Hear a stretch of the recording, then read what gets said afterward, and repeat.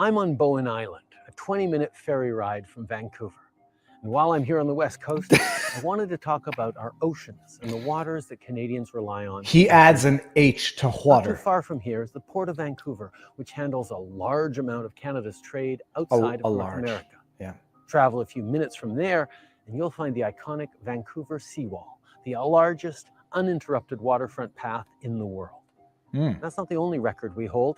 Canada is home to the largest coastline in the world, stretching from here in the Lower Mainland to up north and out east. Our oceans are part of who we are. So when we created the Oceans Protection Plan in 2016, we did it to protect these waters and waters. Imagine they had people write this and they came up with our oceans are a part of who we are. The waters. He's putting an H in water. I might have to drop the whole H stick. Okay, let's just keep going. Millions of Canadians and Indigenous communities who are connected to them. But what is the Oceans Protection? That was a pervy, psychotic pause. Too long. Too long. We're connected to them. But what is the Oceans Protection Plan doing to make that happen? To start, we're protecting habitats for precious but vulnerable species like killer whales right off this coast. We're making shipping safer, modernizing and expanding our Coast Guard's capacity, boosting emergency towing, improving radar coverage, and so much more. To prevent marine incidents. There's this plane. People, I don't think I can go on much longer with this. This is the same Trudeau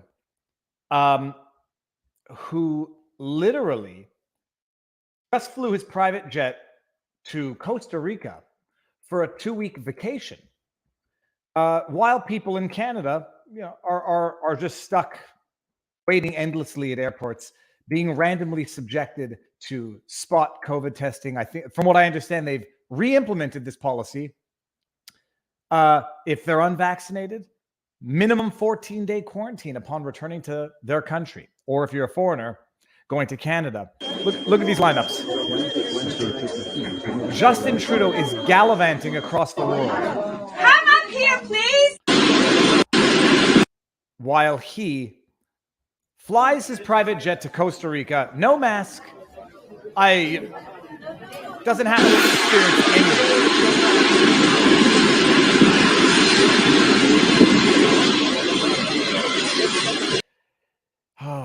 People, if it weren't for double standards, they'd have no standards at all. Flying around private jets, but he has to, don't you see? Because it's the way to get the message out. He's the celebrity promoting the message of the good, even if the way in which he promotes it is exactly counterproductive according to that which he's promoting as the measures for the good. He deserves it. He's entitled to vacation time. He's entitled to whisk out of the country on a private jet while telling everyone to reduce their carbon footprint. But he needs to, because he doesn't have a choice. He's a special individual, and there are special rules for the king flying off to the Bowen Islands in British Columbia to lecture us on the importance of the environment by doing exactly that which he's telling everyone else in the world not to do, crippling us, crippling our economy, indebting a generation, if not more. It's beautiful. It's beautiful. But I also didn't show the classic response. He had a nice tan. It looks like the Costa Rican sun was good to him. Except, oh man, he has indeed been a few shades darker at some point in his life. People, who would have ever thunk that a day would consist of documenting the lies, documenting the Orwellian memory holing of information as it comes through in real time. And that is what the world needs at this particular juncture of history. Where do we even start? We're going to talk about how anti-Semitic it is to attack Soros and all that entails. Identity politics to put, I won't say the most influential people, but the people who are certainly having probably the largest social impact through their policies through the policies they espouse and finance, putting them off limits to critique, because the left, the political left, the tolerant, anti-fascist left, when they look at Soros, apparently all they see is a Jew. So that when you criticize Soros, their Borat brains go off and you're just criticizing a Jew. You're not criticizing Soros as an individual for actual policy. You are criticizing Soros reduced to the Jew. That's the only way the political left sees Soros and sees any attack on Soros. We're going to get there because it's mind-blowing. It is mind-blowing. The confession through projection, the seeing in others what they either feel to be true of themselves or is true of themselves. We'll get there. CBS apparently having to issue an erratum because it seems they might have told the truth. And some people didn't like the truth. But for the fact that I happened to save that video, to share it in our locals community, vivabarneslaw.locals.com, to show the degree to which Barnes and I'll dare say by extension me were ahead of the curve. I may not be the smartest man in the room, but I do pride myself on hanging around with the people who I consider to be the smartest people in the room. I saved the video just to share it on locals and say, look at this. Barnes was ahead of the curve yet again. CBS has to delete a tweet, correct it. And if no one had seen the original tweet, I mean, people know about the Wayback Machine and this and that. And there's that. People look at Soros, and because he is of Jewish heritage, arguably does not live by any maxims of Jewish faith and Jewish culture. We had to do that. And speaking of Ultra Viva, where is that? I'm not the smartest. I know that I'm not the smartest. I just have certain critical skills that I think allow me to pretend, to feign being smart. The left, in addition, I say the political left because I don't believe in this dichotomy of left versus right. I'm going to characterize it as people who think critically and people who think emotionally. The emotional thought people cannot meme, and they tend to be Biden, not supporters, but on the Biden team. And the Biden team has thought it's strategically advantageous to try to own the right, the Republicans, with the meme. They are embracing dark Brandon. Okay, we'll get to all of that. And then some more. I've got my bookmarks of, let me see what I got in the backdrop here. And then maybe we'll gloss over the Gabby Petito family suing the Utah police or sending a notice of claim, and there's a procedure to follow. We'll get to that. But first, people, with that intro being said, standard disclaimers. No medical advice. No election fortification advice. No legal advice, of course. How can I forget that? Super chats. If anyone is so inclined, be advised. YouTube takes 30% of all super chats. If you do not like that because you don't like supporting YouTube, we are, or should be, simultaneously streaming on the Rumbles, which we are. Looking here now. And we're looking good. We're lives on the Rumbles. Nice. Okay. And then I'm going to go to the chat. Make sure we're all good there. So you can support on locals if you want to. The best way to support is either with merch, who, what, when, why, where, on vivafrei.com, locals, vivabarneslaw.locals.com, and that's it. Okay. Also, if I don't bring up your super chat and you're going to be angry or miffed or feel grifted, whatever, shilled, don't give the super chat. I don't like people feeling shilled or grifted. And everyone should also know, you cannot reimburse a super chat. I contacted YouTube about this. You cannot reimburse a super chat. So once upon a time, someone accidentally super chatted an extra zero to what they wanted to super chat. And I personally reimbursed them through PayPal because you cannot reimburse a super chat if it's an accident typo, nor can you reimburse a super chat if it comes from someone who you don't want to take a super chat from. Very weird. Oh, I was reading. I'm going to bring up Hallelujah because I genuinely believe that Hallelujah is, well, we'll see. Free legal advice. Don't hire a lawyer that stores years of your cell phone data on a server connected to the internet. Was Barnes a useful idiot or in on idiot? I genuinely think Hallelujah is a satirical troll. Genuinely, because you'll read talking about Ford winning an election. I genuinely think Hallelujah is a type of parody account a la plebs, as opposed to a genuine troll. But I'm not sure which is which anymore. And I've got to get a little better on, there's the expression, don't feed the trolls. I am stubborn in that I still want to have discourse with people who express a diverging opinion. To the extent that it's legitimate, sincere, I want to engage. And then the problem is, I realize I get duped, and it's not genuine. It's not sincere. It is to distract. It is to waste time. It is to waste emotional energy, intellectual energy. And then I feel stupid because I have been engaging with a bona fide troll. People who use my guy in a insulting manner, it's not a hard, fast rule.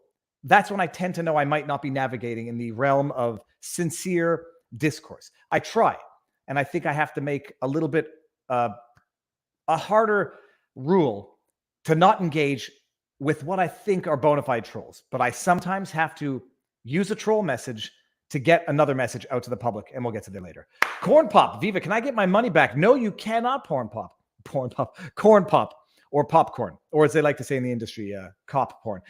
Gabby Petito, wrongful death was worth same as Alex Jones' mean words. LOL. Setting aside, we'll get there because the issue is going to be whether or not she has a chance at a claim for wrongful death against the Utah police for not having intervened when they're going to allege they ought to have intervened. But put that in perspective, people. A woman killed by her boyfriend after they were stopped by the police in what looked like a very fishy stop to begin with. $50 million. Punitive damages for having said some stupid things, $45 million, which will be reduced to $750,000. But in the mind of a Austin jury pool, it's worth $45 million, whereas the actual death of a woman at the hands of her boyfriend after a stop by police, $50 million. So yeah, point well taken. Thank you, Corn Pop. All right, enough with the intros. And by the way, I'm having cold brew. I've discovered cold brew. Hashtag not an ad, but it's very good. Okay, what do we start with? Let's start with Soros. I need to make sure I get the right clip because there's two of them. Yeah, here we go. It's this guy. I love, you just see people say stupid things on the internet, and they don't even know how stupid they are. They say stupid things which reveal more about them than the people they think they're dunking on. I don't know who Adam Davidson is, or I should say I didn't know who he was until last night. Oh, and by the way, don't tweet before going to bed. It kind of interrupts your sleep pattern or makes it hard to fall asleep. Adam Davidson, sharing the lessons I've learned from This American Life, New Yorker, Planet Money, how to make storytelling your superpower. Okay, fine. I saw the tweet and I thought it might be a troll. It's commenting on this video by Marco Rubio. Little Marco. Was it Lying Marco? No, it's Lying Ted, Little Marco. Marco Rubio. This is the video clip he shared. Let's listen to this. I don't think I need to tell anybody here. Our work is at its best when it's focused on what people care about. Let me tell you what people care about. They don't care as much about buying solar panels and electric cars as they do not having to live in a community where violent crime is rampant and you've got some crazy prosecutor that refuses to put people in jail, that refuses to prosecute entire categories of crime. People are worried about that, and rightfully so, and it's happening. We have these beautiful cities that were once world-class cities that have become unlivable all over this country. I'm going to just pause it here for 1 second just to get off my chest my disdain for politicians and the political process. I agree with the message that Rubio is saying here. I don't know how anyone can disagree with it. I love driving the country. I love talking to everyone who will talk to me. I don't like making people feel uncomfortable, and I don't like conducting, like live interviews with people who might not want to talk to the world. I love talking to people, and Marco Rubio's not wrong. He's right. To anyone who doesn't live in the proverbial ivory tower or in a gated community who doesn't understand what real people, I shouldn't say real people, what everyday people who don't live with certain luxuries live with and live through, Rubio's right. I cannot stand the fact that even Rubio, I won't say a career politician, but living in the tower, the protection of political life, guaranteed salary, the biggest monuments erected to man as though man were a new god. Government erects monuments to themselves the way the church erected monuments to God back in the day. Synagogues, all religious institutions. They're beautiful monuments, structurally, architecturally, historically important, beautiful monuments. But you bear in mind that they were building, places of worship to reach the heavens while the peasants were paying their tithes and living in poverty. Government is no different. Fancy suits, beautiful buildings. They treat themselves like gods. They have all the amenities in the world. They have all the privileges, by the way. I'll call it a privilege, political privilege, because once you get in that class, they make sure to protect those privileges, make sure they have it. Don't so much care for other people not having it while they feign attempts to better the lives of those around them, while they don't actually do anything but complicate the lives of those around them or those they're governing, while reaping all of the benefits that come with political privilege. So with that said, I agree with Rubio's message, but I get irritated looking at this beautiful copper brass patterns on the doors, beautiful buildings. They're the modern god, and they erect monuments to themselves as though they consider themselves to be the modern god. Because we have these lunatic prosecutors that have decided they're not going to, the entire categories of crime they will not prosecute. He's right. That's the kind of stuff we should be working on here tonight, all night long. You're going to spend all night working on something, work on that. Don't waste time on stuff that doesn't matter to real people working every single day who are not going to be driving an electric car next year or the year after that. They won't be, but politicians will if they don't have their private drivers driving them around. And when they don't have their private drivers, they, get busted for DUI. But they might get mugged. But they might be a victim of a violent crime. And so what this does is it sends to the Judiciary Committee and asks them, in 3 days, come back with some ideas about how you can spend just a little bit of these billions of dollars that we're throwing away on this garbage, how we can spend a little bit of that money to put criminals in jail so Americans no longer have to live in fear in their communities. I don't think I need to tell them. So we heard what he said. You all heard what he said. Put criminals in jail. In that particular clip, no mention of anyone by name, although I appreciate that he did specifically mention one George Soros at a later point or a previous point. Fine. Okay. Can anyone disagree with that? Can anyone disagree with the fact? I don't know. What did they just announce today? Another $1 billion to Ukraine? Was it more than that? No, it's another $1 billion to Ukraine. So Ukraine can protect its borders from Russia so that Ukrainians can get armed and protect themselves. Whereas open borders to the south, they're not finishing the wall, but they're patching it up because it's probably, as a policy, proven to be too much of a problem even for them. But finance to the tune of billions of dollars, the protection of the borders of foreign nations while leaving your own vulnerable, and then berating anyone as an anti-immigrant, bigot, xenophobe who says we should have border walls here, especially if we're spending billions for a foreign nation to protect its own national sovereignty. Nobody can disagree with that. Crime up the wazoo in big cities, people fleeing to the extent that they can. And the government is finding ways, or what are they calling it now? The Inflation Reduction Act. It's amazing. All you have to do is enact a law, call it something. Who knows what do they call it? Pork fat's inside of it? Whatever. He's not wrong. What is the response to this tweet from one Adam Davidson? Bear in mind, from that clip, no one mentioned Soros, although I will grant that Rubio mentioned Soros, and for good darn reason, because Soros is pretty explicit about what he's doing, why he's doing it. But we'll get there. So Adam Davidson, I spent so much time dunking on James S., I don't know who that is, for suggesting this isn't overtly anti-Semitic. This, dude, okay, we'll get there. that I forgot to mention how obviously racist it is too. This is full replacement theory. Interesting. It's hearing a lot of things that I don't think anybody heard in here. Jews spending money. Oh, I didn't hear that in this clip. Maybe you're listening to something else there, Davidson. So black and brown people can rob whites. It's all there, clear as day. So I'm not saying this to be glib or facetious. I thought this was a satirical tweet.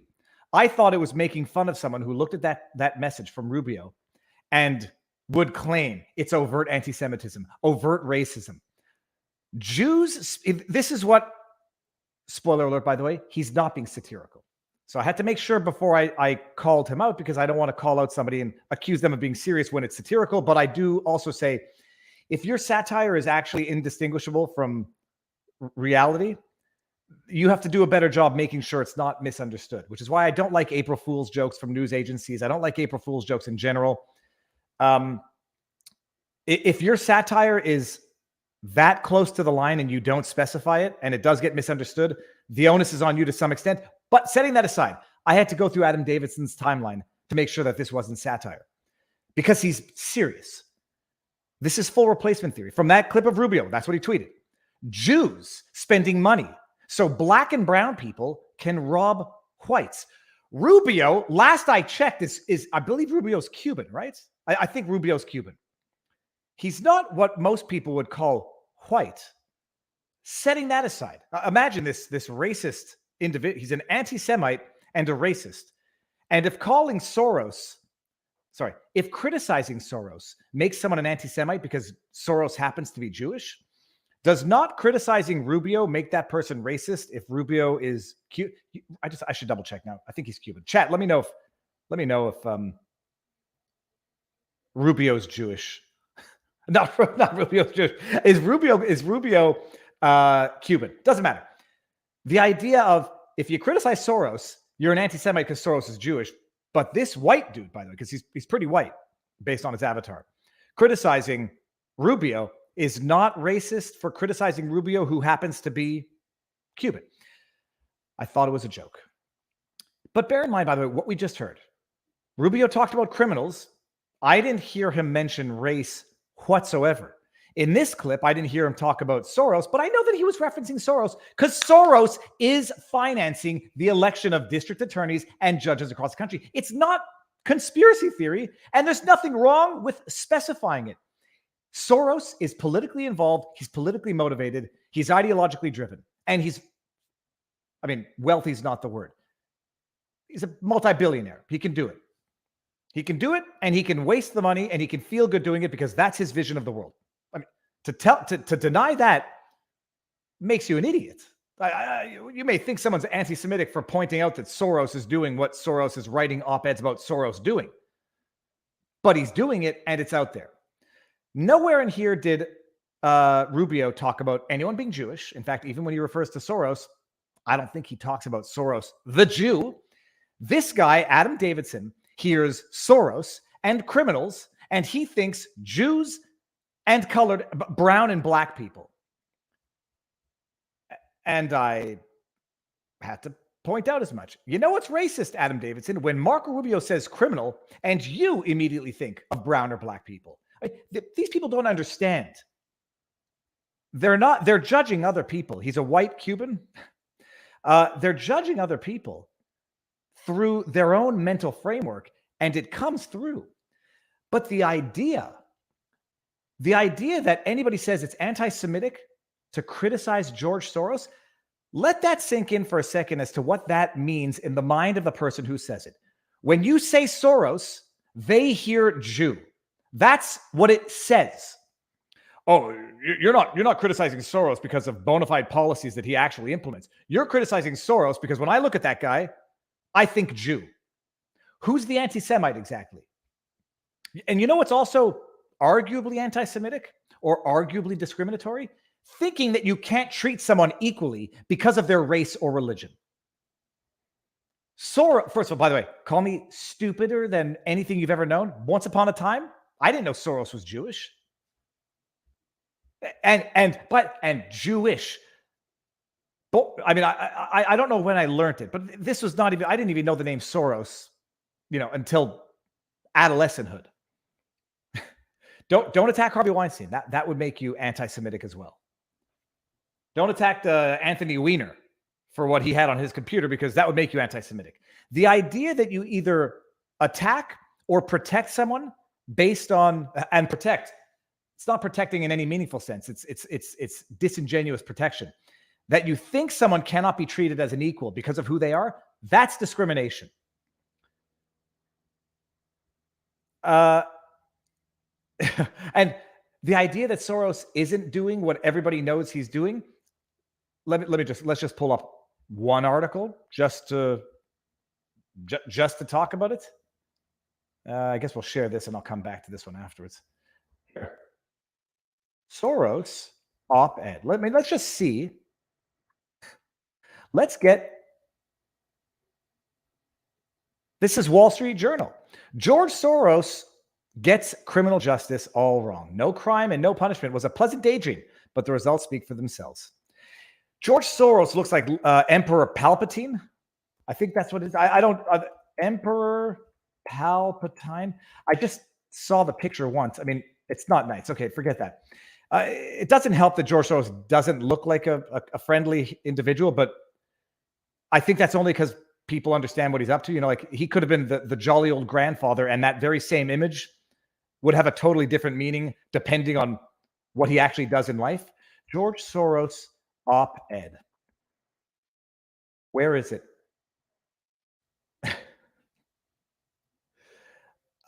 He writes political op-ed. There's George Soros. Why I support reform prosecutors. People. This is, he writes it. He writes it. He tells you what he's doing. And then the second anybody criticizes him for what he tells you that he's doing and for what he's actually doing, they come out and say that you're anti-Semitic because you're criticizing somebody who happens to be Jewish, which means in the ears of that person who hears dog whistles everywhere, they hear George Soros, they hear in that Borat accent in their head, a Jew, you'll criticize Soros, he's a Jew. Now, a lot of people have legitimate gripes with George Soros. For example, exactly what he's trying to do to influence the prosecutorial process, the justice system. A lot of people have problems with that. A lot of people have problems with his history and fault him for, as a 13-year-old boy, collaborating with, working with the Yazidis in the context of World War II, the Holocaust, to assist them in their wrongdoings. I'm not sympathetic or condoning of it. I don't think it's a very difficult thing to think. What would a 13-year-old kid do in such times, under such circumstances, in order to survive? Some people said he reveled in it. He did seem to have fondish memories of his role assisting the Yazidis and doing the work of the Yazidis during the Holocaust. That's a judgment call as to how you would judge a child for conducting themselves under such, inconceivable circumstances. But I found something which is just fantastic. A fact check on George Soros. I wonder who paid for this fact check, who financed this fact check. The fact that George Soros cannot condemn his behavior at 13 is telling to me. You know what? I don't think it would be a question of him as an adult condemning what he did as a child to survive under those circumstances. Whether or not he should say, I feel shame about it, feel guilt about it. It's the indifference that, the indifference in retrospect. It was the times we did what we had to do to survive. I would imagine if you do inhumane things to survive, while you might not judge yourself for doing it at the time, you would feel a lifetime of regret and maybe even a little shame. And if you don't, and you've shut off that emotional part of your brain, that might be telling, and that might explain, a few things for behavior going into adulthood. So, anyhow, but that's again, these are, I won't say judgment calls.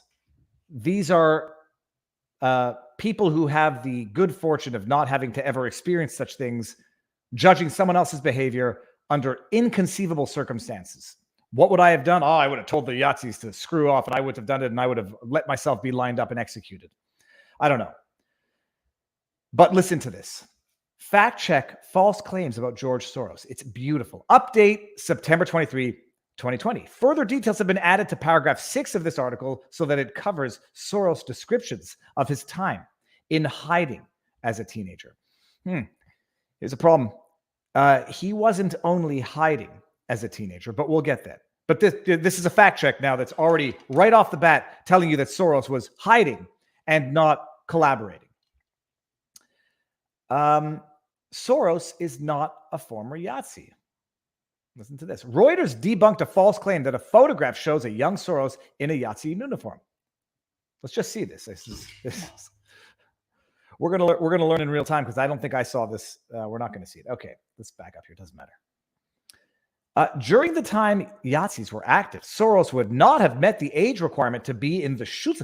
Nobody said he was in the Schutzstaffel.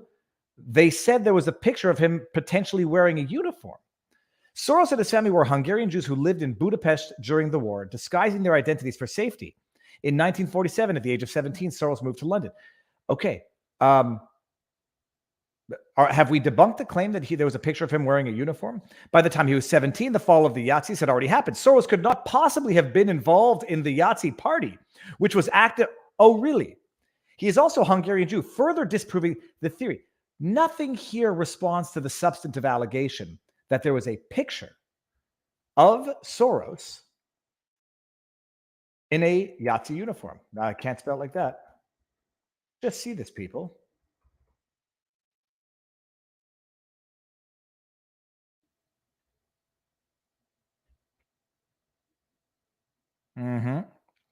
Well, it would seem the picture is inaccurate. Now I have to go do a double check because I know what I think when I read the fact checks. But this entire fact check, as of now, by the way, has no substantive debunking or even recognition of what Soros did in fact do, which was actively collaborate at the age of 13 for survival, because he couldn't have been part of the Yahtzees because he was only 13 at the time. And he was Jewish, so obviously he couldn't have been. Okay. By the time the fall of Yahtzee, he could not possibly. Yeah, we did there. In a 1998 60 Minutes interview, Soros says his father forged his family's identity to protect him. Soros, as a teenager, was placed under the custody of a government official with the premise of being his godson. During this time, Soros witnessed but did not actively participate in the confiscation of Jewish property. In the interview, Soros says he doesn't feel guilt looking back at these events, mentioning that he was a child at the time and that he was a, quote, spectator, end quote, to something that would have happened regardless of his presence. That is somewhat telling, but this entire debunking of the claim on the basis that he says he didn't participate in, he was a spectator, He witnessed the confiscation, but he didn't actually partake in it. And I'm not 1,000% certain that that's actually even accurate from the interview because I remember watching that interview. Okay. Soros never swore to destroy the USA. Reuters found no evidence of Soros ever saying this. Other fact checkers have also debunked this specific quote. An older version of the quote attributes it to a Newsweek interview, but there is no evidence Soros said this in their archive. One article quotes Steve, by the way, as we're going to see going forward, it was much easier to memory hole things back in the day in the same way they're attempting to memory hole things today, a la CBS interview, which we're going to get to, the CBS expose on Ukraine. Can you imagine how much easier it was to scrub archives before the internet, before the democratization of information? One article quotes Steve Bannon comparing politics to war, saying This article also states that, according to Bannon, Soros threatened to destroy him personally. Oh, these are wonderfully in-depth fact checks.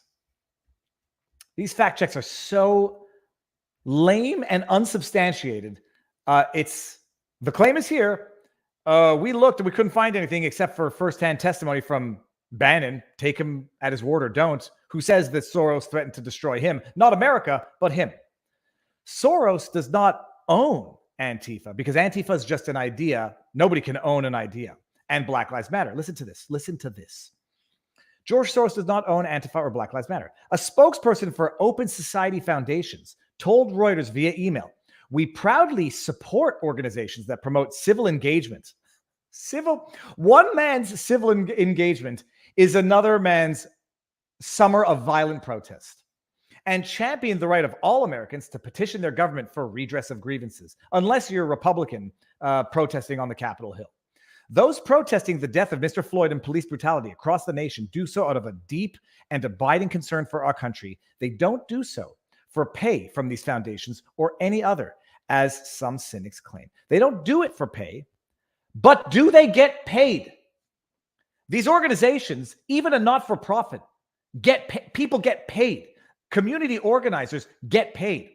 They don't do so for pay from these foundations or any others, but do they get paid? Do they get remuneration? Do they get compensation? I don't think we're going to get an answer to that. Oh, and then we get it. Black Lives Matter. It's a largely horizontal grassroots global organization. Do they finance, subsidize any activity, any individual? Do they raise funds for bail? Do they donate funds for bail? Do they donate funds to the election platform campaigns of DAs who are proudly pro-Black Lives Matter? This is legal talk. This is legalese, weasel talk. I hope that's not anti-Semitic. I'm accusing Soros and his entities of engaging in weasel talk. Let's wait for people to accuse me of anti-Semitism. The co-founders recently told the New York Times that Black Lives Matter has always been somewhat decentralized, good, and operates in a horizontal manner. Thanks. They also operate in a multi-million-dollar mansion acquisition manner, but set that aside. We have always said the power goes on in the local chapter because they know what's going on. Do you finance or subsidize any activity in those local chapters? We won't get an answer. Oh, the organization recently set up a $12 million grant. The organization recently set up a $12 million grant to help organizations fighting institutional racism after an upsurge in donations amid the current protests. Beyonce and Prince are among the celebrities who have donated to Black Lives Matter in previous years. Open Society Foundations donates to groups worldwide. They tell you the truth. They tell you the truth. See if we can find it here. No. They tell you the truth, but you have to look for it. They donate to organizations. 3,200 grants awarded to organization and individuals in 2021. $190 million active impact investments as of January. Every year, the Open Society Foundations give thousands of grants to groups and individuals that work on the issues we care about. So they do. They don't own them. They don't own them, though. Nobody owns Black Lives Matter because it's a sort of a multifaceted, horizontal grassroots entity, not susceptible of ownership, but it sure as hell is susceptible of financing. And they sure as hell finance it. So they don't own it. They don't own it. Technically, it's true. I just saw a new member join the house here. Hold on a second. What's worse, Soros or Klaus Schwab? Klaus Schwab, I think. No, I think Soros has a bigger impact at a local national level, at least in the United States. Schwab has a larger international influence. After having penetrated the cabinet of Canada, penetrated more than half of the cabinet of Canada. There was a new member that I wanted to say hi to. Kathy McCullough-Miller. Kathy McCullers-Miller. Hold on. We're not going anywhere until we say hi to the new member of the Viva Frei YouTube community. I'm schwitzing under this shirt, which you can't see. There it is. No, that's not it. That's another super chat. Soros hides behind his religion to avoid legitimate criticism of his actions. Shameful. Well, I'm not going to come to Soros's defense right now. I am going to say I don't think Soros invokes his religion to shield him from protection. His allies do. I've never heard Soros actually talk about. I don't think I've ever heard Soros talk about Judaism. I'm not saying that he hasn't. I haven't heard all the interviews, but Soros doesn't hide behind his religion. His allies, his protectors, hide him behind religion to shield him from legitimate criticism. Am I not going to find? There we go. Kathy McCullers-Miller, welcome to the channel. I have been bad on the perks that I offer to YouTube members, which are sneak peeks and some exclusive posts. So my apologies, but thank you for joining. Thank you all for the support. Yeah, but which groups? Somebody in the chat wants to know. Which groups? He doesn't own them. He doesn't own them. He just finances them. All right, good. Yeah, we got that. Okay, so Antifa, short for anti-fascist. It's an amorphous movement whose adherents oppose people or groups they consider authoritarian or racist, often using aggressive tactics, according to the Anti-Defamation League, which monitors extremists. Horizontal in nature and largely lacking official organization, it is unclear how Antifa is funded, if at all. That's what audits could be for.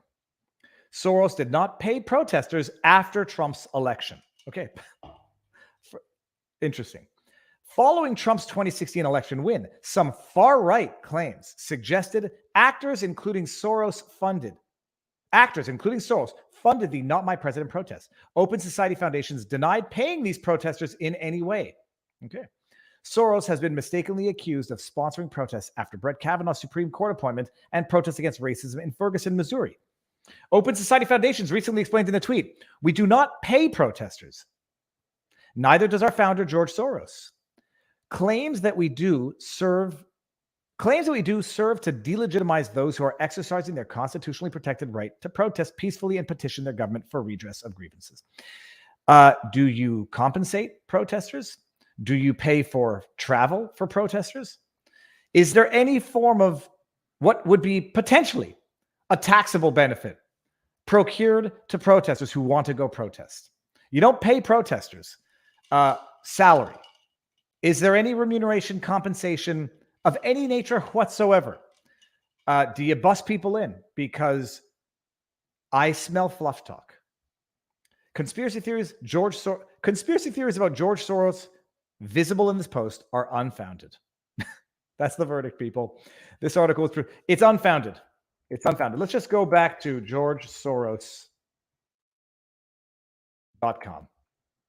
This? Yeah, I believe it was this, right? Why I support reform prosecutors in defense of open society. George Soros, universally well known for philanthropy, yada, yada, yada, has been under sustained attack from the far-right nationalists and anti-Semites. I take it back. He did it. He did it. I take it back. My mistake. In the United States and around the world because of his commitment to open society and liberal democracy. In this brilliant and spirited book, can you imagine the pretentiousness? Soros brings together a vital collection of his writings, some never previously published. Let me just go barf in the corner for a bit. Let's just check this one out. I'm concerned about crime. One of the government's most important roles is to ensure public safety. I've been involved in efforts to reform criminal justice system for more than 30 years. For the more than 30 years, I have been a philanthropist. Yet our system is rife with injustice that make us all less safe. The idea that we need to choose between justice and safety is false. We need to acknowledge that Black people in the US are 5 times as likely to be sent to jail as white people. We spend $81 billion keeping around 2 million people in prisons. I can agree with some of this. Let's release the marijuana. People imprisoned for nonviolent, petty marijuana offenses. But let's just see here. This agenda aiming at both... Hold on. In recent years, reform-minded prosecutors and other law enforcement officials around the country have been coalescing around an agenda that promises to be more effective and just. This agenda includes prioritizing the resources of the criminal justice system to protect people against violent crime. It urges that we treat drug addiction as a disease, not a crime, and it seeks to end the criminalization of poverty and mental illness. This agenda, aiming at both safety and justice, is based on common sense and evidence. It's popular, it's effective. The goal is not defunding the police, but restoring trust between the police and the police, a partnership that fosters solving of crimes. This is why I have supported the election and more recently the re-election of prosecutors who support reform. I have done it transparently and I have no intention of stopping. He is telling you what he's doing. And we sort of seem to have fact checkers saying he's not doing what he's telling you he's doing. I supported the election and more recently, the re-election of prosecutors who support reform. So when people like Rubio come out and say George Soros is interfering, he'll call it interfering, is trying to influence the justice system, it's not anti-Semitic. First of all, because it's not anti-Semitic, and it's certainly not anti-Semitic because it's true, and Soros says it himself. I have done it transparently. I have no intention of stopping. The funds I provide enable sensible, reform-minded candidates to receive a hearing from the public. Judging by the results, the public likes what it's hearing. I'm doing it. I'm doing it well. I'm having an influence. You're seeing the results, and he thinks the public likes it. So the Kim Gardners, was it not the Kim Gardner? Sorry, the other one there. Oh, the Missouri. Who was the Missouri? I'll get it in a second. He does it. He admits it. It's effective. And you're an anti-Semite if you call him out and criticize him for doing what he tells you he's doing. It's an upside down world, people. They funnel the money through proxy NGOs that fund the groups that recruit and pay protesters. That way they can say they don't pay them. Sure. Or they're not paying them. They're just compensating them. Food, board, travel. Yep. It's not like I'm not paying them. They're not an employee. I don't pay deductions at source. I'm just compensating them for lost time, for room and board, for travel, for inconveniences. It's not pay. It's not pay. So, what was that guy's name? Adamson? Scott Adamson? If you hear Rubio say criminal and you think black and brown person, you're the racist. If you hear Rubio say Soros and you hear a Jew, you're the anti-Semite. And spoiler alert, what's his name? What was that guy's name? Adam Davidson. Spoiler alert, he's doing it. He's admitted to it. Maybe you should just go read georgesoros.com for yourself. He does it. He's good at it. He has no intention of stopping, and it's yielding results. Results that the entire world, not the entire world, all of America can see. Okay. Glad I got that off my chest. Anyone who tells you that you can't criticize someone because of their race, religion, or creed does not view that person as an equal or even as an autonomous being.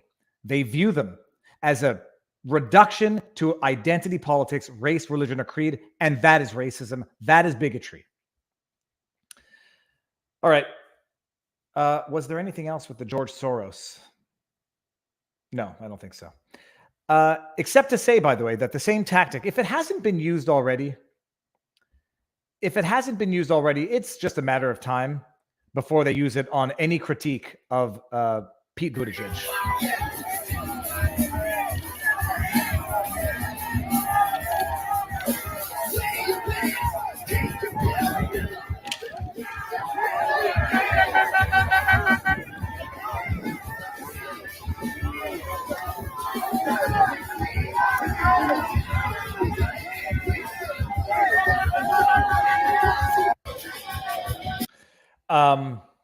Yeah, that's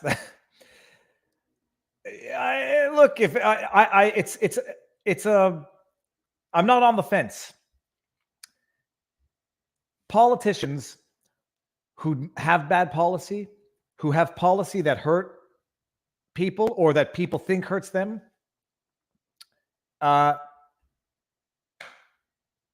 there is only one way to express your discontent with a politician. Or I say there's maybe a few ways. You can write a letter. You can write an email. You can make a video. You can rail against the world through your computer. Or you can go to a rally and heckle them and let them know that you don't like what they're doing. Nonviolent, peaceful heckling. You know, when you're in a stand-up comedy club and the comedian sucks, or the comedian is crossing a line of not funny to just mean, they get heckled. That's how a comedian knows they suck. How does a politician know that they suck? How does a politician get made aware of the fact that they are actually hurting the people they're supposed to represent? Peaceful, nonviolent heckling is to be expected. But how long is it going to be until this type of peaceful, nonviolent heckling, even if it's in your face and loud, is going to be deemed to be homophobic. I mean, because if criticizing Soros for policy that he admits he's doing is anti-Semitic, well, everybody can be reduced to a token. Every human can be reduced to a token. So can't criticize Pete Buttigieg because he happens to be gay, and it would make you homophobic to heckle Pete Buttigieg. So you have to love him. You have to love his policy. And even if you don't love his policy and you hate his policy, you have to shut up about it. Because if you criticize him, heckle him, express your disdain for his policies, or even him as a politician, it has to be only because he's gay and not because his policy sucks. So it's the tactic, by the way, already being employed in Canada. Justin Trudeau, except when he does it, criticize Jagmeet Singh, you've got to be a bigot. Criticize Chrystia Freeland, you've got to be a misogynist. Criticize, can't think of anybody else right now. Anybody who criticizes them, default reflex, it's bigotry, some form of ism, because that's how you discredit an individual without actually having to address their beliefs, without actually having to address the substance of their views. But then again, when they want to go out and attack you, everyone else is the racist and the bigot. Yeah, so Beto, I mean, it seems to be a thing in Texas in particular. Because I think Beto, no, not O'Rourke. Hold on, that was not Beto. I made a mistake on all of this. Was that Beto O'Rourke or Pete Buttigieg? Well, I might have to go do an erratum to a tweet. Anyhow, hold on. Was that tweet Beto O'Rourke or Pete Buttigieg? Hold on one second. Now I think I'm losing my mind. Give me a second, people, to go fact check myself.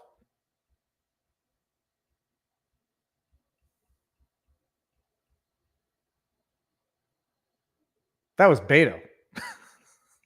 Well, I'm an idiot. I'm going to have to go correct. I'm going to have to go issue a correction on my tweet. Let me see what the chat. Am I getting made fun of here? Okay. Anyhow. So there's that. Reduce everything to identity politics. It shields anyone from criticism, and it allows anyone so criticized to demonize anybody who criticizes them. Okay, what's this right here? Boom shakalaka. How many people here today were in the chat last night? How many of you immediately checked to see if you had a bear in the cave? I have a booger in my... I didn't go back to watch because I'm too embarrassed to even go back and see. I check, and I'm so neurotic about all of this. And I still can't figure out. Next time you call yourself an idiot, I'm going to demand a full refund of all my super chats. Can't do it, Steve. But I still can't figure out if it was a troll or if I actually had a booger in my nose last night. I haven't seen any memes yet. Not that I'm looking for it. Viva 8. I will choose to believe it was a troll and that I did not have boogers because I'm a perfect human. I never have boogers. I don't have bad breath. I don't have gas. I smell like roses all the time. Please help save the troops and understand the reason for religious objection to subversive. Okay. Yeah. Understanding Unites the exemption at lighteternal.org. If I'm smiling, it's only at there was no booger and ate it LMAO. Okay. I did not have a booger. Dude, I couldn't fall asleep last night. I couldn't fall asleep for other reasons, but yeah, the fear of the booger didn't hurt. The fear of the booger did not help. Okay. Let's move on here. We're going to get rid of this just to get rid of this. And I'm going to go back. The next story, people, the big one of the day. Before we get there, I've never understood how anybody, someone just said boogers yummy. I do not understand. I say it without judgment because people have bizarre compulsions. I cannot understand how anybody eats their own booger. I know it sounds like probably an intuitive thing. How can anyone eat their own booger? Everyone has bizarre compulsions. People eat their own hairs. It's called trichotillomania with consumption disorder. The boogers, I can eat. People eat paper. People eat bizarre things. Eating your boogers, kids do it. Don't understand. Okay, now I've realized, I don't know if I've missed any Rumble rants, but I haven't been able to see them because my phone has been logged out of my account. Oh, man. Okay, let's get to the big one before we have to cover some small, stupid stuff. CBS. Back in the day, people, how much easier was it to memory hole broadcasts? Public. You imagine back in the day, 60 Minutes would run a show. It would air on TV unless you had a VHS recorder and recorded it. And even if you did, unless you've transcribed your VHS recordings into digital format, they won't play now. I mean, they'll play, but really crappy, maybe, if you're lucky. Okay, hold on one second. I see a slew of super chats coming in, and I don't know. You didn't have one last night, but you have 12 in your nose right now. Son of a bitch. Son of a bee sting. I got so flustered when I thought I had a booger in my nose. It could be worse. You could be a former Aussie PM, Kevin Rudd, who got caught on camera eating his own earwax and still got elected PM. Funny story. Steve Britton, you reminded me about this. I was once playing with one of my earbuds by putting it in my mouth. Not all the way in, just like, around in deposition. I'm going to pretend I did it because I knew that it was distracting opposing counsel because I could see them looking at me. As I was, it was not it was a phone bud. And I was just like putting it, I wasn't chewing on it, just like, around I was like rubbing it in. And the guy was looking at me like it was like I was eating my own feces. Eating earwax. I don't know who does it, but it's weird. Any business lawyer friends in Ohio, I'm a Canadian looking to invest in a small American tackle company. It's a bucket list thing. I don't know where Hart Tackle's located or if they're looking for investments, but I have no friends in Ohio. I have one friend, holy cows, that I met in Paris in 1999 to the year 2000. Never found him again. I really like the guy. I wonder if he's watching. A sugar booger, the lump in your sugar. Delicious. And free matter for the blind. Doesn't it seem like the left is embracing their role as bad guys? They're terrible. They're terrible at memeing, which we're going to get to. But okay, back in the day, you'd have a television broadcast. If you were lucky enough to record it for whatever the reason, fine. You're that one guy out there with that VHS recording of the original broadcast. Broadcast companies can delete their broadcasts. They can delete their archives. Good luck ever finding something ever again. In as much as media now immediately goes to delete tweets, delete videos, censor it, remove links, it's so much harder now to be done. And people are still trying to do it, which leads me to believe there's nothing new under the sun. Who said it? The only history you don't know, the only thing that's new under the sun is the history that you don't know about. If they're doing it today, they've been always doing it. For as long as media has been around, memory holding, deleting, erasing publications, rewriting history. How much easier it was back in the day before you had the eternal scrutiny of the interwebs, blockchain. I still don't know what that means. And people with archive websites, which they want to go after. How much easier it was to do it back in the day. They can't find George Soros saying certain things must never have happened when we know they've probably been memory holding things since the advent of any printing process. CBS tried to do it. It's mind-blowing. Listen to this. So you all saw the maybe you didn't see the original tweet. What do we go with? We start with the original tweet? Let's start with the original tweet. No, the original video. This was the original video. In the past 2 months, we've moved weapons and equipment to Ukraine at record speed. Drones, grenade launchers, machine guns. We're seeing this incredible, historic flow of weapons coming into Ukraine. Do we have any sense as to where they're going? We don't know. There is really no information as to where they're going at all. All this stuff goes to the border, and then kind of like something happens, it kind of like 30% maybe reaches its final destination. 30%?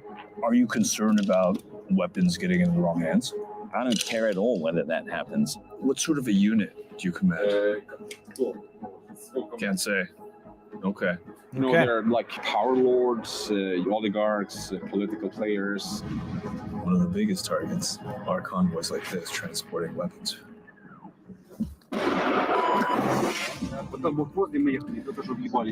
Do we watch? We'll watch the whole. We'll watch the whole. How much do we have left? Had come to Bear in mind, this isn't just a promo. This is 90 seconds or 82 seconds, edited down from what has already been produced of the investigative journalism.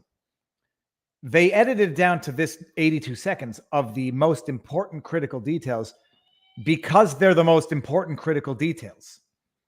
This is after everything has already been produced, presumably because they're running this as promotional material for the expose that's about to be released to the public, but is already finalized. They included these elements because they were the most important, the most devastating, and the most enraging. to believe that that project of integration had effectively meant the banishment of armed force. All of a sudden, not far from the borders of the EU, was the most significant war since World War II. The idea, people. Oh, sorry. The idea that when you hastily, because let's just actually. Months, we've moved weapons and equipment to Ukraine at record speed. There's an expression, haste makes waste, garbage in, garbage out. When you do something, when you do anything at record speed, when you do things at warp speed, sometimes the end product is reflective of the haste and the warp speed through which that process, through which that end was achieved. Sometimes, just sometimes. Sometimes, when you do something too quickly, the end result is full of problems, full of mistakes, full of unaccountable events. Just sometimes. Does anyone think if this has happened now, even if it was only for the month of April, we'll get there? Does anyone think that if this happened now, it's never happened before? Or does everyone actually think that the reason why people knew it was going to be happening now, predicted it was going to be happening now, was because it systematically happened historically in the past? You can get into how weapons end up at American what's the word I'm looking for? American, not financed, when used, supplied. American Western supplied weapons ends up in the hands of guerrillas, bad actors. How does it happen? Well, it happens all the time. In every act of intervention to stabilize plant democracy elsewhere, it happens every time because it's inevitable. And the idea that it would happen this time, or that it wouldn't happen this time, given the rapidity at which everyone was moving, record speed, tons of money, tons of arms. Oh yeah, dude, what did it cost? $1 billion in Canada was set aside so they could set up a vaccine passport app. How do you think in a matter of months you ship out billions of dollars in money, aid, weapons, and you think that there won't be this problem? It's the anomaly would be if it didn't happen again, not if it did happen again. So CBS News runs this and highlights the most damning parts of this because it's shocking. Americans, the world should find it shocking because it's going to have national, international impact. And just so we're clear on the words. Do we have any sense as to where they're going? We don't know. There is really no information as to where they're going at all. You know, all this stuff goes to the border, and then kind of like something happens, it kind of like 30% maybe reaches. All this stuff goes to the border. They're gonna weasel. The fact checkers are gonna weasel out of words again. All this stuff, money, aid, weapons, goes to the border. Maybe 30% of it reaches its final destination. Do you have any idea what's happening to all this stuff? Nobody knows. It's impossible to know. And to purport that you could possibly know would make you delusional or a liar. Okay, fine. So CBS publishes this video. The only reason I saved it was to share in our locals community, to show our locals community, whoa, Barnes has been saying this from the beginning. We have been discussing this from the beginning. 10% for the big guy is a drop in the bucket for this. It's inevitable. This is the risk. Back in the day, back in the early days of COVID, Barnes and I were doing our streams. Barnes rightly pointed out these lockdown measures are idiotic. They're going to punish the most vulnerable. They're going to actually have counterproductive results because you keep kids home from school. Parents still need to work. What do? You force these kids to get babysat by the grandparents who are the most vulnerable. So your lockdowns are actually putting those who are most at risk in the situation where they are most at risk. From the beginning of this, Barnes said, this just happens every time. It's going to be no different this time. So I wanted to show our locals community, anyone who follows us at vivabarneslaw.locals.com, if you're part of the community, you've heard these bells being rung months ago. After they run this, look at this shizzle. Shiat. Look at this shiat. I can say that. Shiat. Kids are listening. Look at this crap. We removed a tweet promoting our recent doc. By the way, you didn't just remove the tweet. You removed the video. We removed a tweet promoting our recent documentary, by the way, a doc called a documentary, Arming Ukraine, which quoted just a lowly nobody, the founder of nonprofit Blue Yellow, Jonas Oman's assessment in late April that only around 30% of aid was reaching the front lines of Ukraine.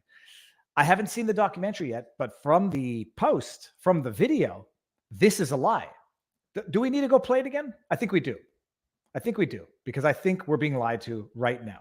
Where did the video? I think we're being lied to right now. I don't think they said aid. Weapons, equipment, drones, grenade launchers, machine guns.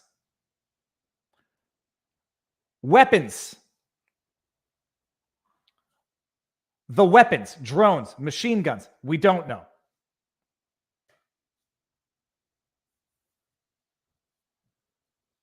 All this stuff. Are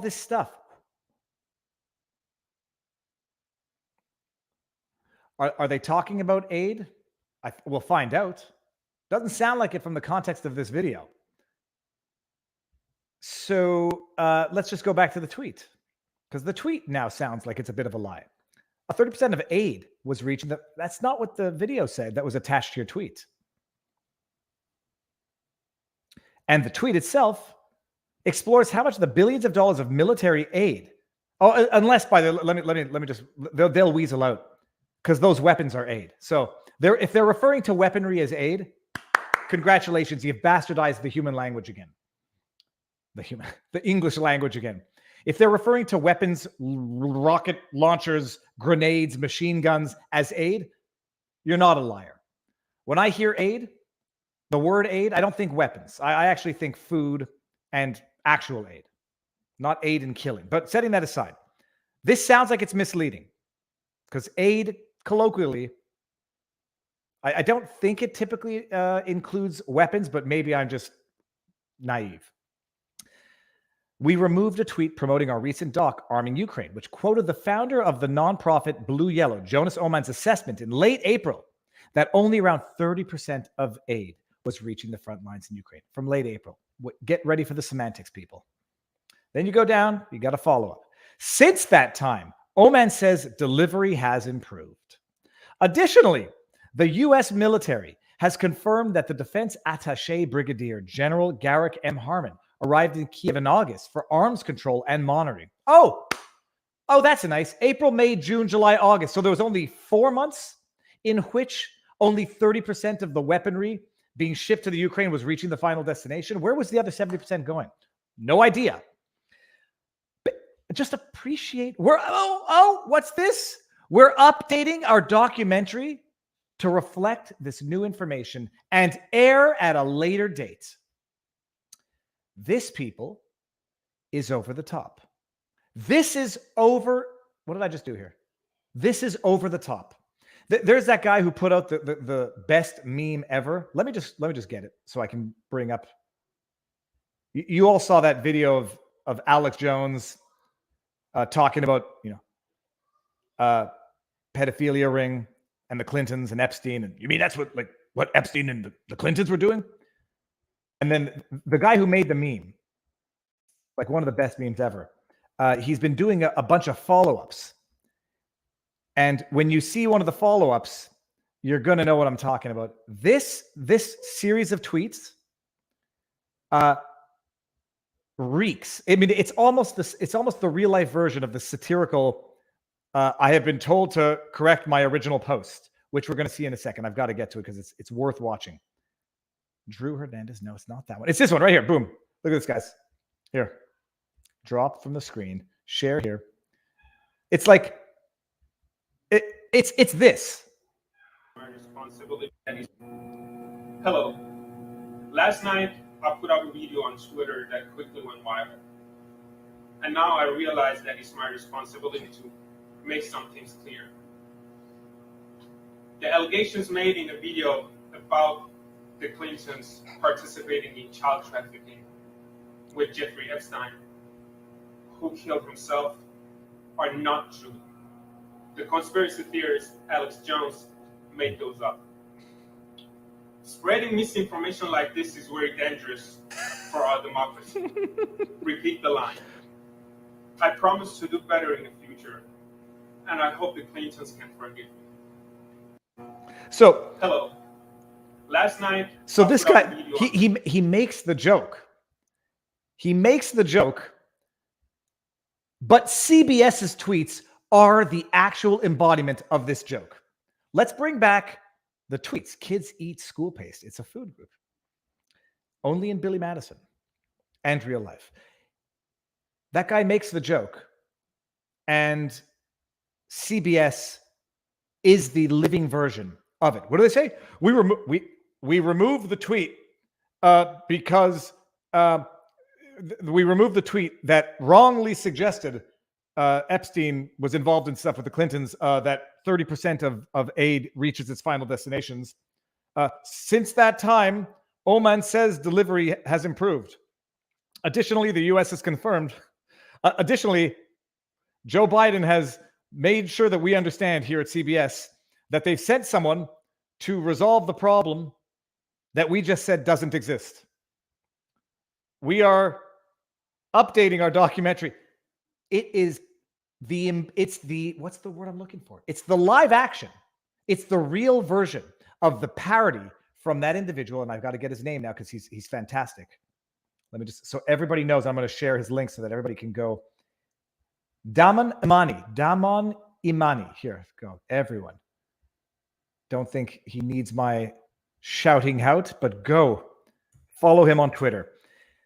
They come back and say, we've deleted it. We've deleted it. We're sorry. We've been told why it was inaccurate, and it was irresponsible of us to publish the information that was given to us by the people who are the closest on the ground. And we'll correct our documentary before publishing.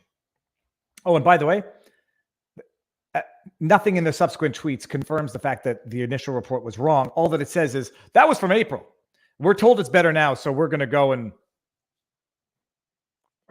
Are we okay, Biden? You're not going to sick some of those 87,000 new IRS agents on us? They don't say it was wrong. What they said is, we originally said only 30% of the aid, however they mean that, reaches its end destination. It wasn't wrong. We're just told now it got better. And the military confirmed they sent someone there in August, which is now, which is 1 week ago, and to control it and monitor it, because it was actually true and it was actually a problem back in April, but it's not a problem anymore. And we will be sure to update our documentary accordingly. And if nobody had recorded, first of all, many people probably never even saw the video, because in all of their honesty here, they don't play the video. They just show a screen grab, which does not allow you to see the video. And they'll try to scrub that video from the internet. And anybody who says it ever existed will be the crazy person.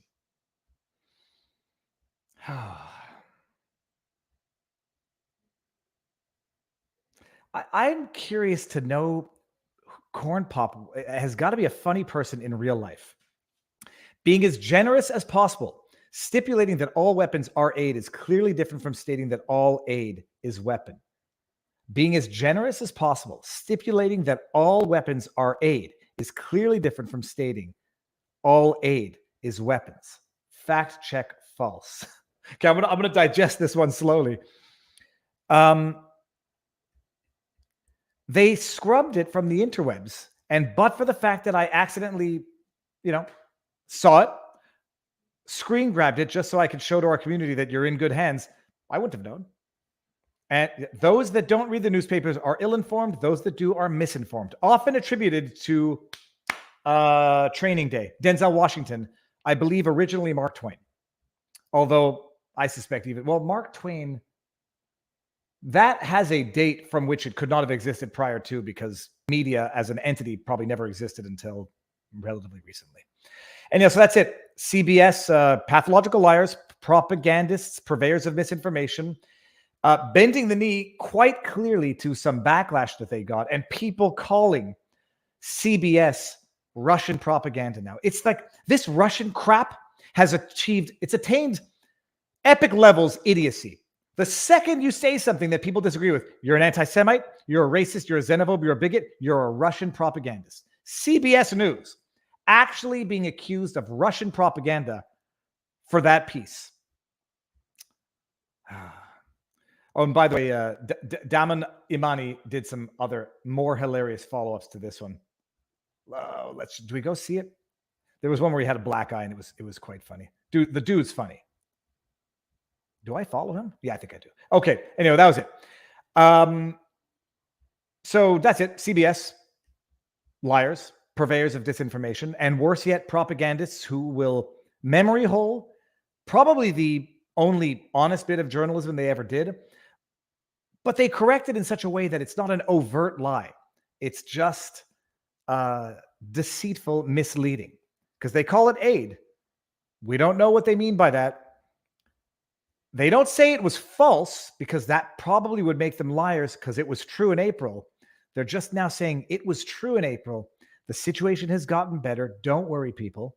Don't worry about the billions in weapons being funneled.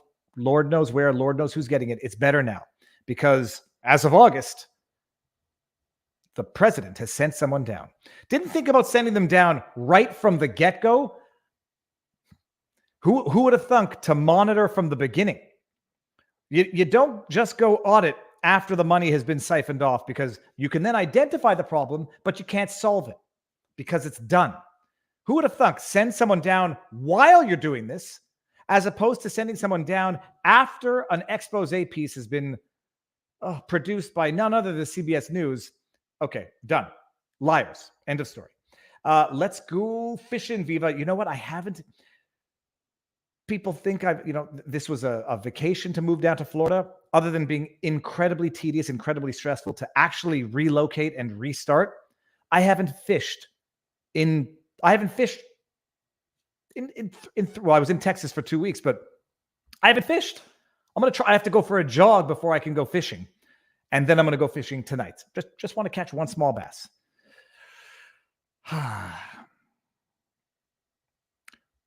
Weapons. I feel like you should pronounce it as weapons. I think I should.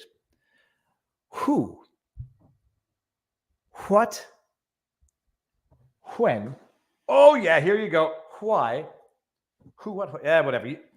You know the thing with the thing. And hold on. Yeah. Oh, boy. I am Lord Winston, back for some more. Hello, people. The internet is a wonderful place. I enjoy listening to Master Viva talk while I sleep on the floor. Good night. He still smells good. Oh, yeah. Okay. All right. I think we still got some more on the menu here. Holy crab apples, 1 hour and 20 minutes. I don't know. Okay. I'm going to see this. Oh, yeah, that's right. Let's do it. Let's do it. The political left. So I will not say left or right. I'm just going to say those with a sense of humor can meme, and those who cannot meme lack a sense of humor. The thing is this: in order to have a sense of humor, you have to have a sense of humility, and you have to have a certain humbleness in that you recognize that you can be made fun of. If you do not have the ability to not take yourself seriously, if you do tend to think you're the mightiest, haughtiest, most virtuous person on earth, and you should always be taken seriously, you will not have a sense of humor susceptible of generating funny memes. The funniest comedians are self-deprecating. They can see the stupidity in themselves, and they can make light of themselves, and therefore they can also see the humor in the world. Those who can't screw up at every attempt to do it. They have actually, they being, who was it? It's the press secretary. I'm not picking on individual libs here. It's the guy. Hold on. This is not the right one. Let me get that out of here. It's the press secretary, like co-president, El Presidente. Up the wrong window. Producer. Need a producer. Okay, hold on. Cell phones. That's it. Where is it? Here we go. Andrew Bates. By the way, in his name is Bates. Is this it? This is it. Andrew Bates. If he were a lawyer in Quebec, he would be known as maître or master, because lawyers are the masters of their files. So Master Bates under Quebec law, White House Deputy Press Secretary, Winston-Salem native, and NC State Wolfpack alum. Okay, good. He's an official, like he's a White House representative. Dark Brandon is crushing it. Your malarkey has been going on for long enough, kiddo. This is so unfunny. Everything is wrong about this. Everything is wrong about it. They think they're owning the Brandon. Which itself was born out of their own inability to deal with heckling. How far back do we have to go here? Let's Go Brandon became a thing because at a race car where NASCAR thing, Brandon, the winner, whoever won the race, was talking about having won his race, he was being interviewed. And the crowd in the back was saying, F Joe Biden. And the reporter, in an attempt to pretend that the emperor was still clothed, says, oh, you can hear the crowd chanting, let's go Brandon. And it became a meme because of the unwillingness to admit the heckling, the sheer contempt that the media has for Biden supporters who will apparently willingly swallow this lie. Oh yeah, they weren't saying let's go. Like, they treat them like idiots. Like, anybody watching it's going to say, oh yeah, they weren't saying F Joe Biden. They were saying let's go Brandon. It became a meme. And now this guy, Andrew Bates, thinks they're owning the right who made a meme out of let's go Brandon, LGB. I did a good acoustic version of that once upon a time. I'll play that in a second.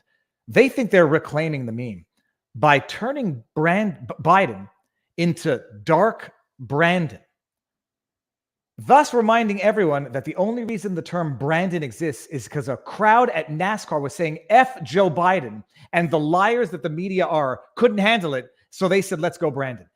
They think by reminding us of the utter failure of this president and the idiocy of a media that's trying to protect him, they're going to own that. They're going to own that, and then this is what he means. Your malarkey has been going on for long enough, kiddo. The glowing eyes, satanic, demonic face might work for Bitcoin, and I still don't understand it for Bitcoin, but at least it's white eyes and not red Satan eyes. You know this is going to get messed around with, and it is. Here's another thing Brandon once said: poor kids are just as smart as white kids. By the way, don't trust me.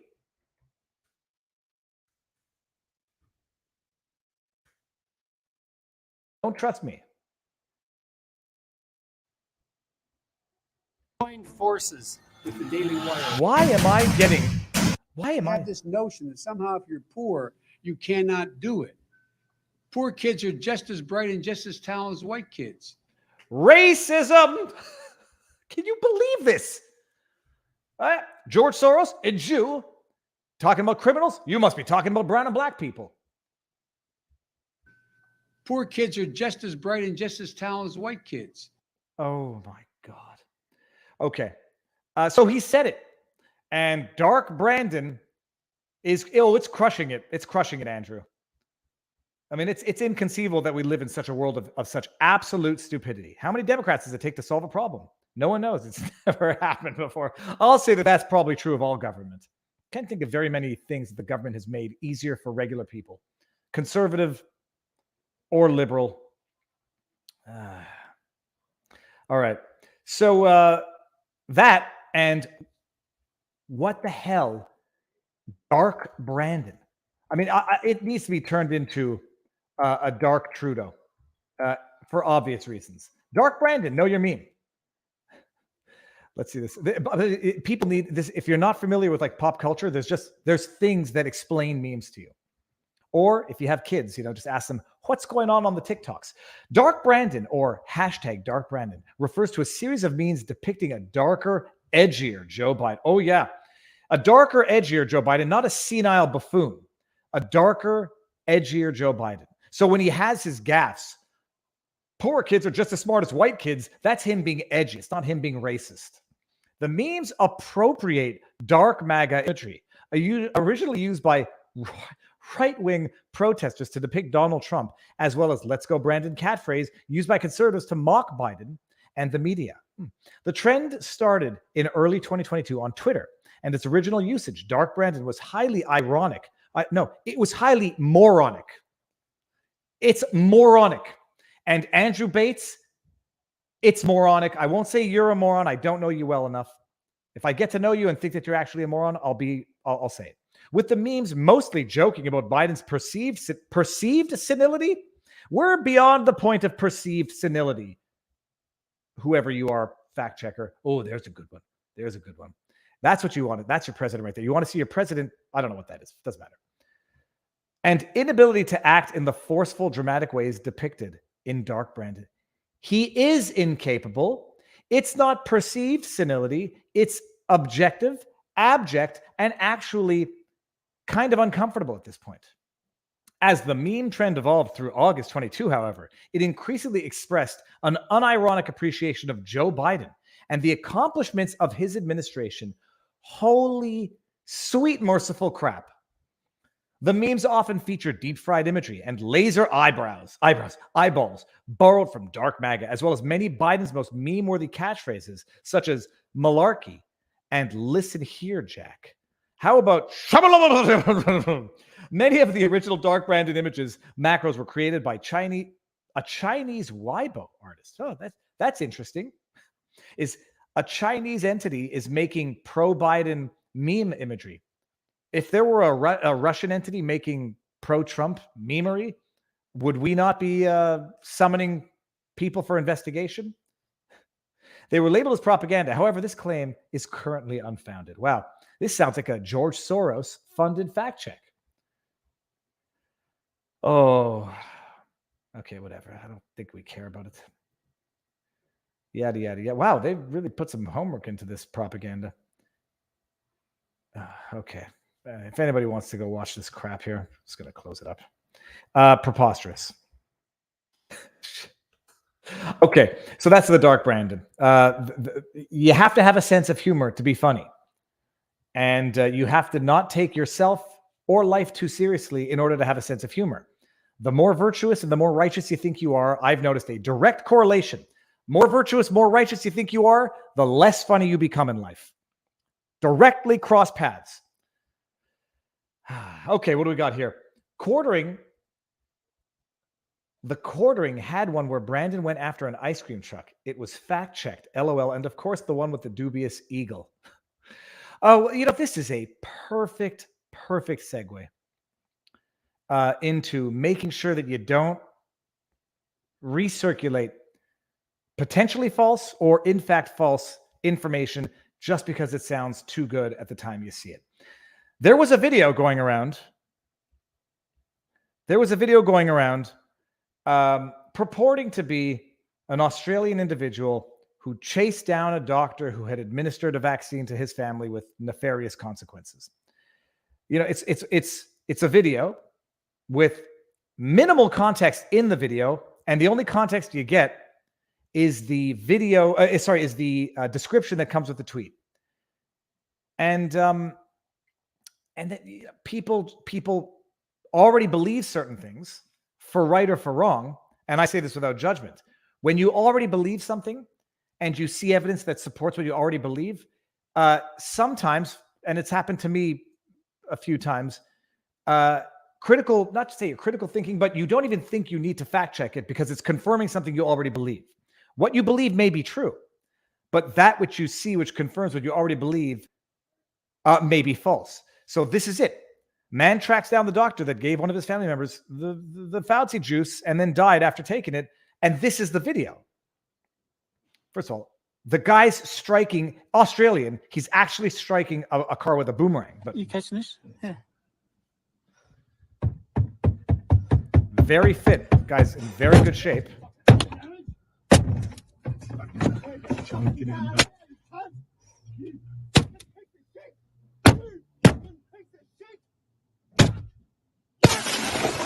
Fucking idiot.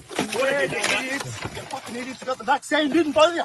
You fucking both got the fucking vaccine and it's lost a life. Leave me alone.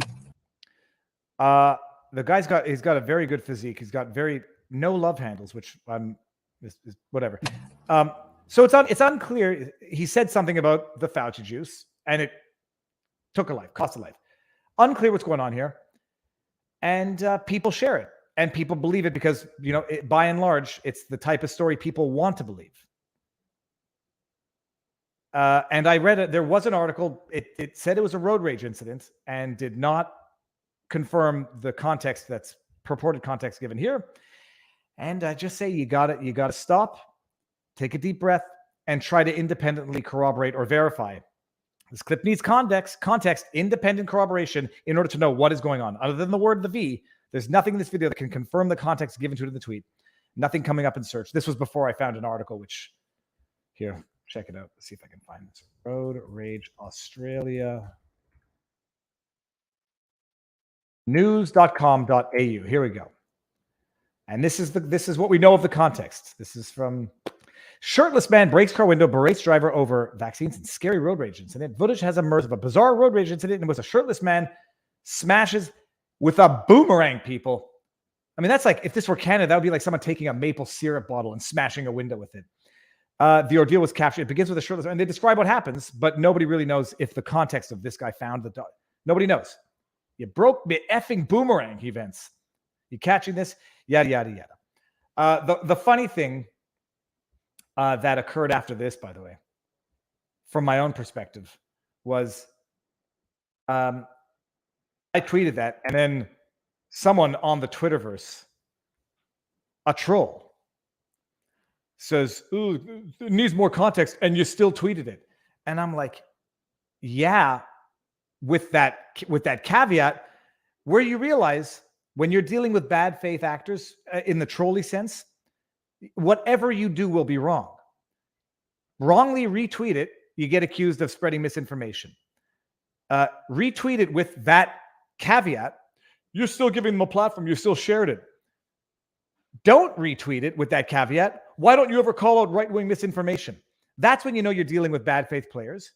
They're still entitled to express themselves. They will just not get a response from me any longer. Unless I find it useful to use their response to address a broader audience through my response. So that story, in as much as, it will confirm what people want to believe, unclear that the context is the context that was given to it, and people have to be careful before retweeting. Okay, with that said, I'm going to go to the Rumble rants. There aren't...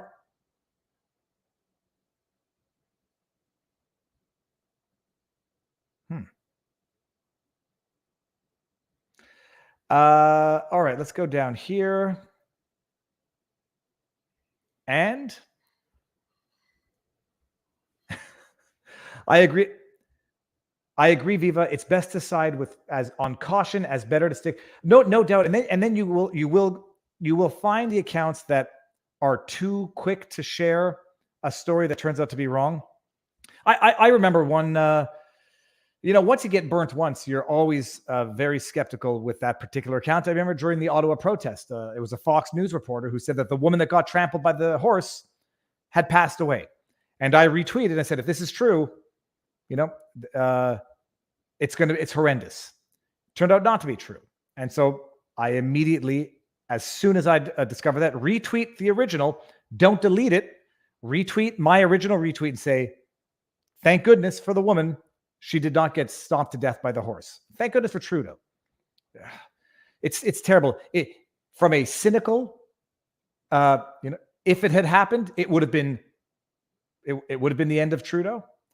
And there are some sick people out there who would say, the ends justify the means. It would have been worth taking out Trudeau to have it happen. Trudeau was lucky that woman didn't die. And that's it.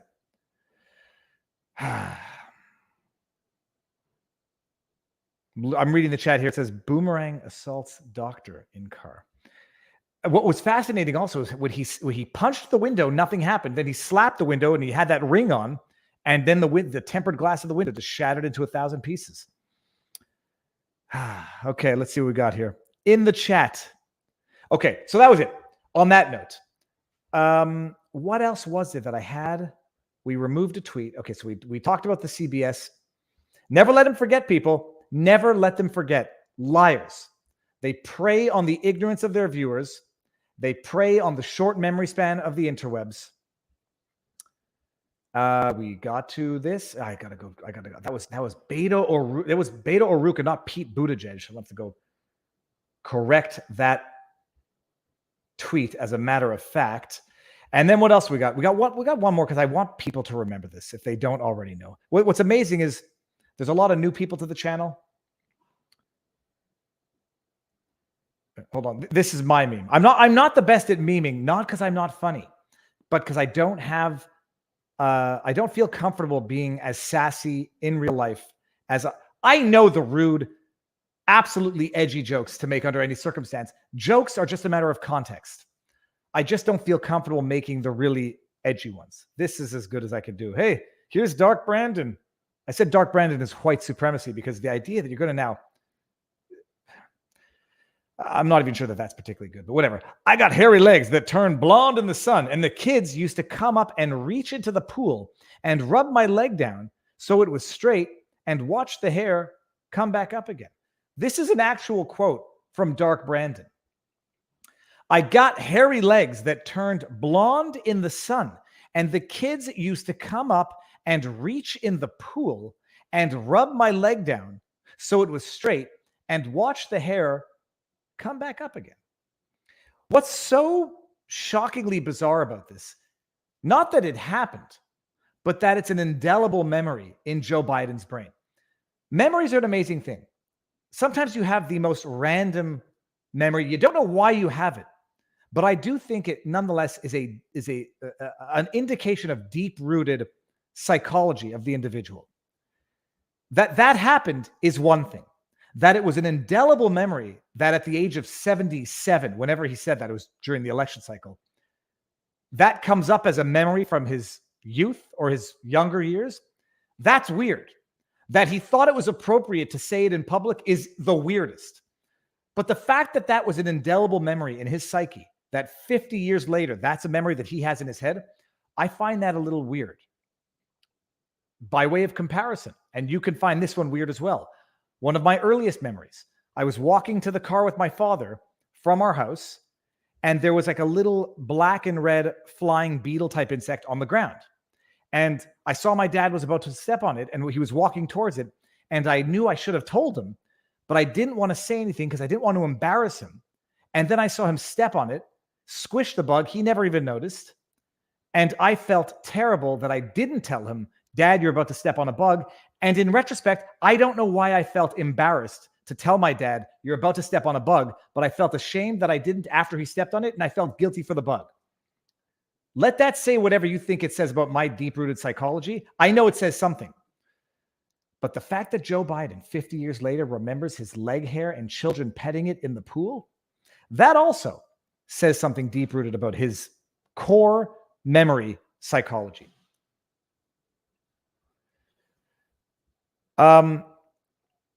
Still to this day, why didn't I just say, Dad, you're about to step on a bug?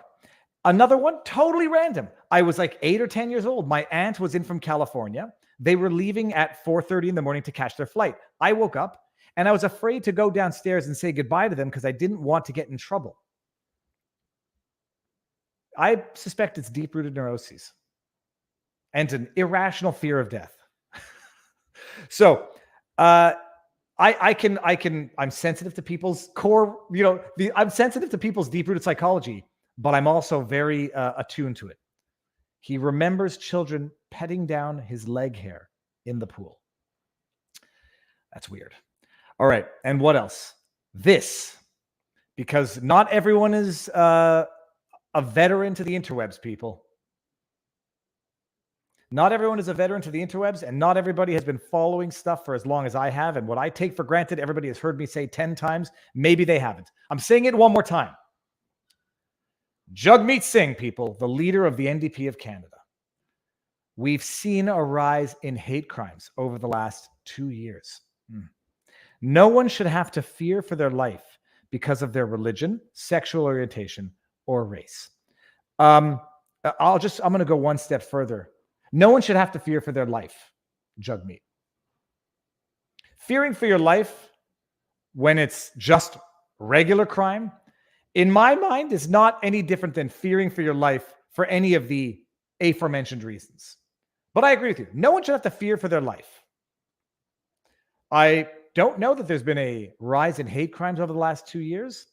I know that there's been a rise in hate in Canada over the last 2 years. And spoiler alert, Jagmeet, you and your mentor, Justin Trudeau, are the purveyors of that hate.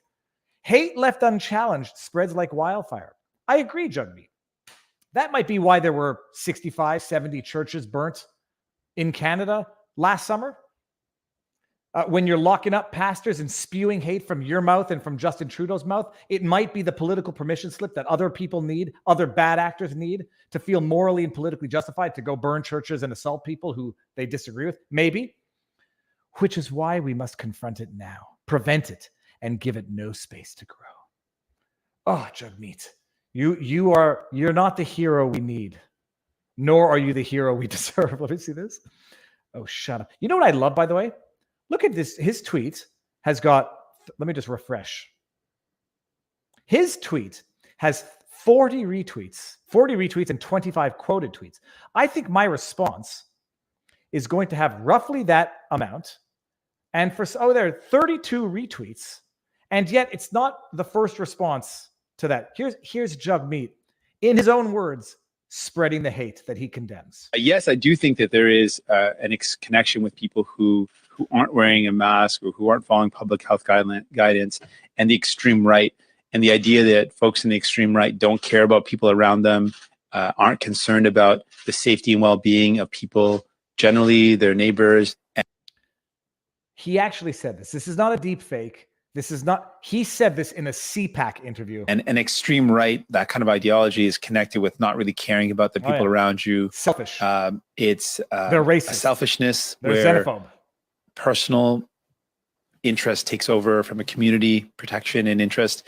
And we're seeing, that is a trend with the extreme right. Not caring about people around you, not wanting to invest in social programs, not wanting to invest in things that support all of us as a community. And the idea of not following public health guidelines and not wanting to do their part to stop the spread of an infection is very much in line with this extreme right-wing ideology of not caring about people, not supporting the people around you. And it is dangerous and it's hurtful. Dangerous. It's dangerous and it's hurtful. Hold on. Trudeau prenne de la place. Il prend de la place. Where is Justin Trudeau spewing the hate? I don't even want to hear it. No, I have to hear it. Unvaccinated take up space.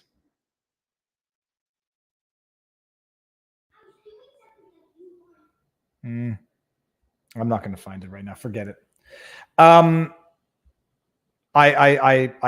have the utmost disdain for Jagmeet Singh and Justin Trudeau. They fight like they're at war because they are. We react like it's a misunderstanding because we don't understand what war really is. Oh, he's so morally superior. That's it, people. Justin Trudeau, for those of you who don't know, gave an interview in French, and he says, the unvaccinated, the conspiracy theorists, they take up place. Ils prennent la place. We're not going to do the Petito. I'll talk about Petito on Sunday because I've got legal questions as to the Petito's suing for $50 million. Utah. Maybe I'll do a standalone or talk about it tomorrow. That is it, people. That is what we have for the day. Jagmeet Singh is a raging hypocrite, spews hatred, intolerance, bigotry, ideological intolerance, is supporting Justin Trudeau, who spews hatred, bigotry, ideological intolerance, who is guilty of all of the discrimination, misogyny that he accuses others of. The left, political left, Joe Biden side, can't seem to meme. They meme in a way that the right would meme to mock. And they think it's an own to actually do the mocking for the other side of the political aisle. CBS are liars. Try to memory hold the truth. If you follow this and continue to watch, we will continue to be the watchdog of the lies and the dishonesty. And that's it. What was I going to say? Let's do some. Oh, hold on. I got some super chats that I didn't get up. Any business. Oh, sorry. I saw that one. Please, no more booger talk. Never again. Now that I know that it was a troll. Check out the United Spot on YouTube. Super funny. United Spot. It will do. I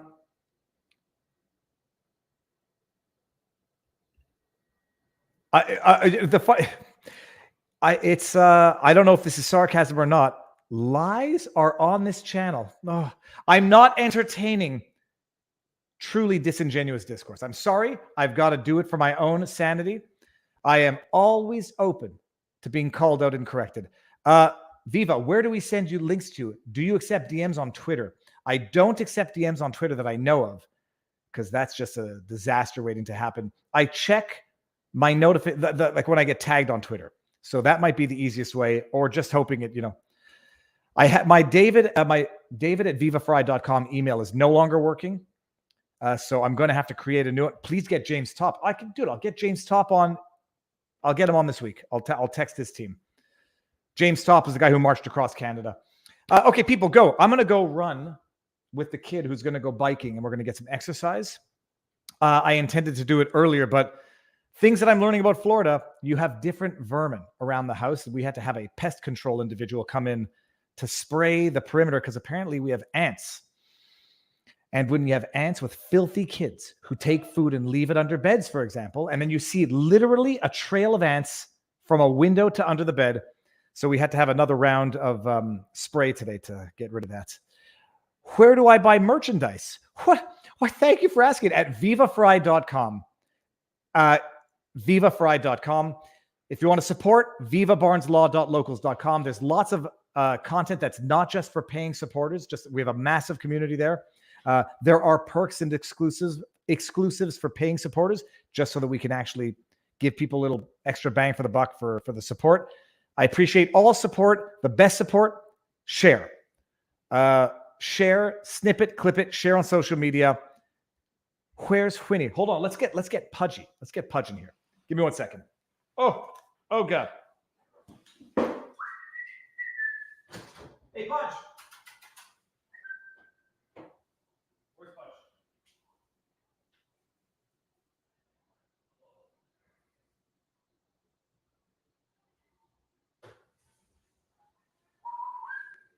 Yes, people. Proof of life of Pudge. How you doing? Pudge, by the way, for anybody who has been around the channel for long enough, has lost a lot of weight. Look at this. You can almost see her rib cage once again. She's been doing good, And so, oh, there you go, out of here. So I'm going to go squeeze some pee out of Pudge. I may have gotten a little dribble on my hand. Bug. Ordinarily, I'd put the bugs out of the house, but an infiltration is a bigger problem that has to be dealt with. That is it. Pudge is alive. She's doing well. She seems to be getting younger by the day. So that's it. People, Viva, do you ever review this chat afterwards? I send you some interesting things other people do. I don't review the chat afterwards typically. But I do go back and read comments when the stream is over and people comment. So actually, the comment section is probably the best way to get a message to me. Dude, I was eating bugs before it was cool to eat bugs. And just to prove it,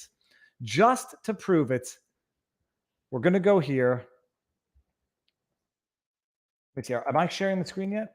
I am. Okay, check this out. You all think Viva Frei. Nope, come here. Viva Frei. Crickets? I can't, right? Oh, here we go. We just ate real crickets. I got this at a store in Montreal, and they were delicious. Right now at Tire I Kingdom, was eating buy bugs three select tires before and it get one was free instantly with WEF paid cool to installation eat only bugs. at Tire Kingdom. Here you go, Jiminy Cricket. Wow, so creative. Here, look. That's the thorax and the leg. Ugh, I just got some in my arm. Wait until you see my face, people. No. Wait until. Ugh. Okay, people. Which way's better?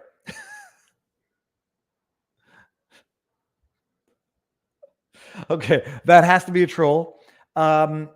Many food dyes are made with GMO cockroaches. By the way, which way do I do it better? Short hair or long hair? I trimmed my beard yesterday. You can go watch the video of me eating crickets. If you need a tech SME, you can hit me up on Locals. Screen grab. I don't even know what a tech SME is. I will not eat a slimy earthworm unless they're deep fried, and then even maybe then not. I used to watch Andrew Zimmern, Bizarre Foods. I loved it. And he ate these worms that came out of a log in Hawaii. Long hair. Good. And when I go jogging, I get the samurai ponytail up. So I feel like a badass with my hair blowing in the wind. Okay, I better go now. Otherwise, my wife is going to kill me if I don't get the jog in before dinner. Everybody, thank you all for being here. Thank you all for everything, the support. Snip, clip, share away. And probably see you tomorrow, because the world is going to generate that which needs to be commented on, documented, and analyzed. So enjoy the night. See you tomorrow, peeps. Peace out.